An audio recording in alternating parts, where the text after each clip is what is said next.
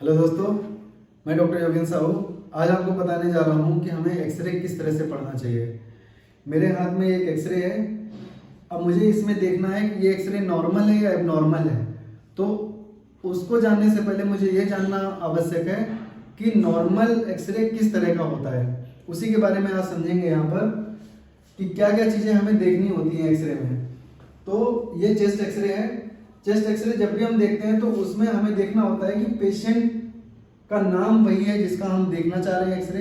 कई बार क्या होता है कि जहाँ पर ज़्यादा भीड़ होती है वहाँ पर कई बार सेम नाम के 2-3 पेशेंट होते हैं तो डायग्नोसिस उल्टा बन जाती है। तो ये यहाँ पर नाम कंफर्म करेंगे, उसकी उम्र कंफर्म करेंगे, किस तारीख को एक्सरे हुआ है और एक्सरे क्यों रिकमेंड किया गया है, डॉक्टर ने एक्सरे क्यों कहा है करने के लिए। इस एक्सरे को देखने के लिए हमारे पास दो अप्रोच होती हैं। एक अप्रोच होती है सिस्टमैटिक अप्रोच और दूसरी अप्रोच होती है ग्लोबल अप्रोच। तो एक अप्रोच ये हो गई सिस्टमैटिक और एक अप्रोच ये हो गई ग्लोबल। जो सिस्टमैटिक अप्रोच होती है उसका मतलब होता है कि हमें हर चीज का बारीकी से अध्ययन करना है। जैसे ये एक्सरे है तो हमें सारी चीजों को देखना है, तो हमें हमेशा सिस्टमैटिक अप्रोच ही फॉलो करना है। जो ग्लोबल अप्रोच होती है ये बहुत एक्सपीरियंस के साथ आती है, जिसमें आप सारी नॉर्मल चीज़ों को बहुत तेज़ी से समझ लेंगे और जहाँ पर एबनॉर्मलिटी है वहाँ पर पहुँच करके उसकी डायग्नोसिस बनाएंगे। तो हमें सिस्टमैटिक अप्रोच को हमेशा फॉलो करना है। यहाँ पर आप देखिए मैंने कुछ लिखा हुआ है कि एयर ब्लैक दिखती है, फैट डार्क ग्रे दिखता है, सॉफ्ट टिश्यू लाइट ग्रे दिखता है, बोन जो है वो ऑफ वाइट दिखती है और मेटल जो है वो ब्राइट वाइट दिखता है। तो एक्सरे में ये ऐसा क्यों दिखता है? अब यहाँ पे देखिए एक्सरे, यहाँ पर कुछ चीजें काली दिखाई दे रही हैं, कुछ चीजें सफेद दिखाई दे रही हैं। ऐसा इसलिए है क्योंकि एक्सरे की डेंसिटी जहां पर कम होगी वो एरिया ब्लैक दिखाई देगा और जहां पर एक्सरे की डेंसिटी बहुत ज्यादा होगी वो एरिया आपको व्हाइट दिखाई देगा। तो यहाँ पर ये जो लंग्स हैं, लंग्स में क्या होती है एयर, तो एयर कैसी दिखाई दे रही है, ब्लैक दिखाई दे रही है। यहाँ पर ये देखिए, इसको ऐसे याद कर सकते हैं, ए के बाद बी आता है तो एयर हमको ब्लैक दिखाई देती है। इसके बाद ये फैट डार्क ग्रे है, soft tissue light grey, bone white, metal bright white.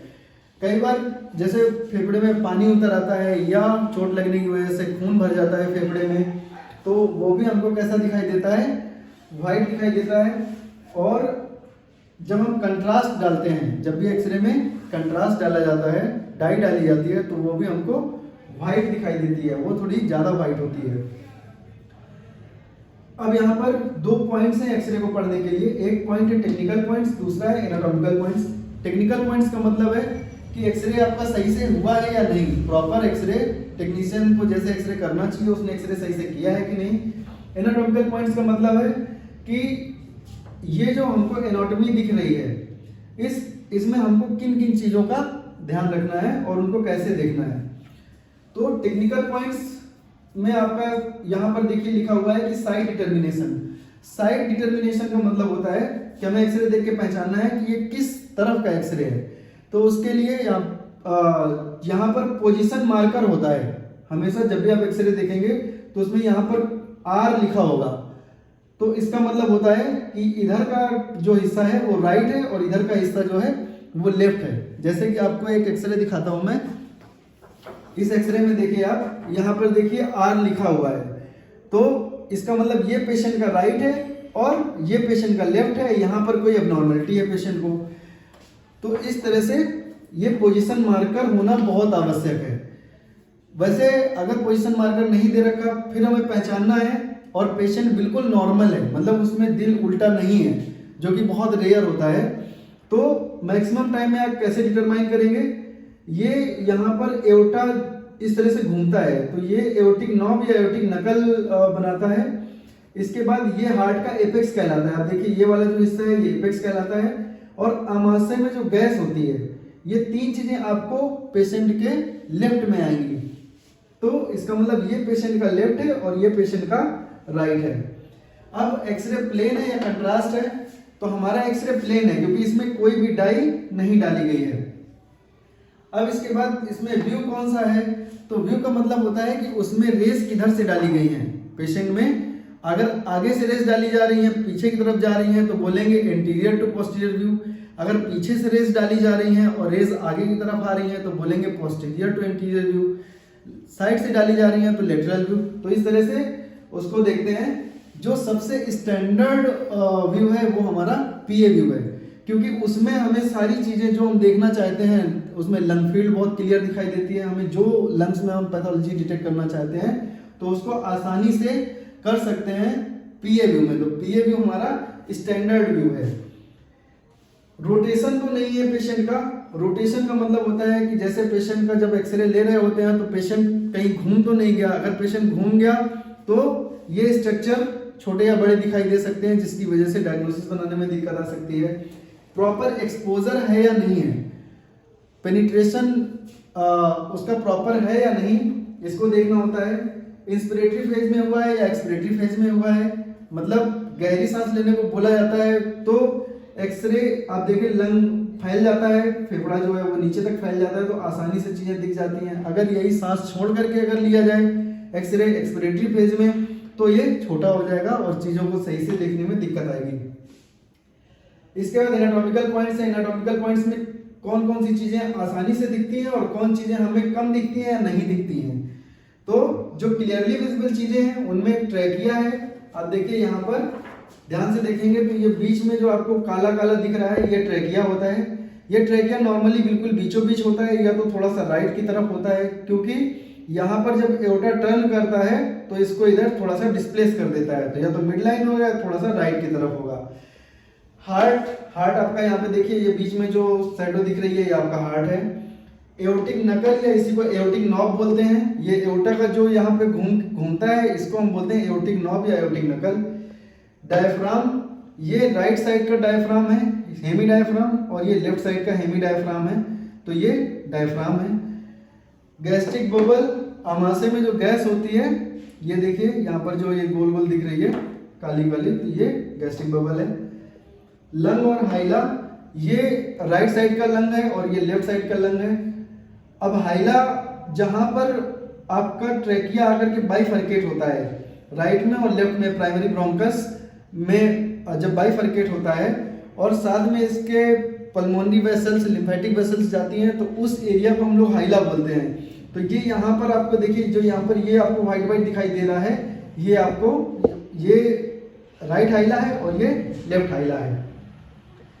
Riffs, आप ये देख सकते हैं कि यहाँ पर ये रिफ्स हैं पेशेंट की। 12 रिफ्स राइट साइड में होती हैं, 12 रिफ्स लेफ्ट साइड में होती हैं। तो ये जो शैडो बन रही है ये आपकी रिफ्स हैं। क्लेविकल, आप ये देखिए ये जो हॉरिजॉन्टल आपको ये थोड़ा सा बोन दिख रही है ये क्लेविकल है। स्कैपुला, ये पीछे की तरफ आप देखेंगे कि ये स्कैपुला, ये यहाँ पर शैडो दिख रही है। ये देखिए पूरा का पूरा स्कैपुला बाहर है। यही इंपॉर्टेंट होता है पीए व्यू में, क्योंकि एपी व्यू में पेशेंट ऐसे लेटा रहता है और सामने से एक्सरे लेते हैं, तो एपी व्यू में ये जो स्कैपुला है ये पूरी तरह से बाहर नहीं जा पाता, जिसकी वजह से ये पूरी लंग फील्ड जो है प्रॉपर दिखाई नहीं देती, जबकि पीए व्यू में ये प्रॉपर दिखाई दे रही है। तो ये पीछे की जो हड्डी है स्कैपुला हो गई। ब्रेस्ट या निप्पल की शैडो, तो ये फीमेल पेशेंट का एक्सरे है, तो आप देख सकते हैं ये ब्रेस्ट शैडो दिख रही है।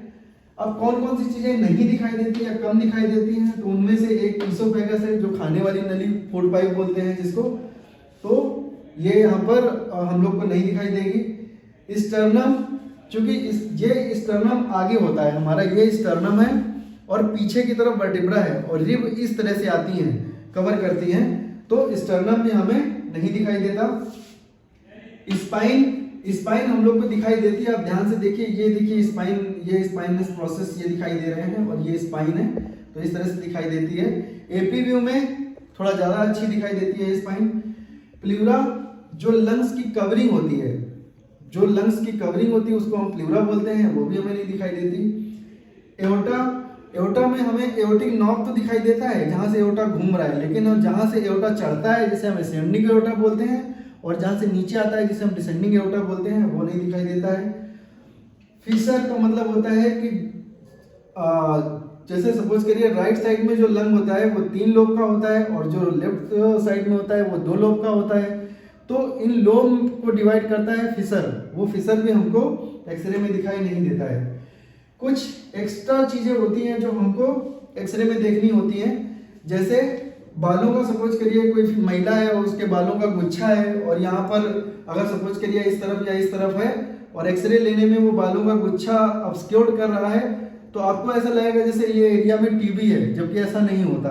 तो इसका भी ध्यान देना होता है कि एक्सरे लेते वक्त ऐसा तो नहीं है कुछ। ईसीजी लीड्स, कई बार पेशेंट जब वेंटिलेटर पे पड़ा होता है तो उसमें लाइंस, सेंट्रल लाइन वगैरह पड़ी होती है, ईसीजी लीड लगी होती है, ट्यूब पड़ी होती है, गले से ट्यूब पड़ी है तो उसको हम लोग एंडोट्रेकियल ट्यूब बोलते हैं, नाक से पड़ी है तो नाइजोगैस्ट्रिक ट्यूब या राइल्स ट्यूब बोलते हैं। मेटल्स कुछ तो नहीं पड़ा हुआ है, जैसे कई बार पेशेंट को बुलेट्स वगैरह लगी होती है तो वो सारी चीजें दिखती हैं। पेस मेकर वगैरह तो नहीं पड़ा हुआ है, तो ये सारी चीजें हमको देखनी होती हैं एक्सरे में।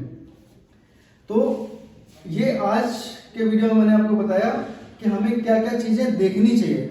अब नेक्स्ट वीडियो में आपको बताऊंगा कि ये टेक्निकल पॉइंट्स हमारे लिए कितना इंपॉर्टेंट है और एनाटॉमिकल पॉइंट्स को हम लोग बारी बारी से समझेंगे, और इसके बाद हम लोग केसेस के बारे में जानेंगे कि कौन सा एक्सरे खराब है या फिर उसमें क्या डायग्नोसिस बन रही है, उसके बारे में डिटेल में बात करेंगे। Thank you.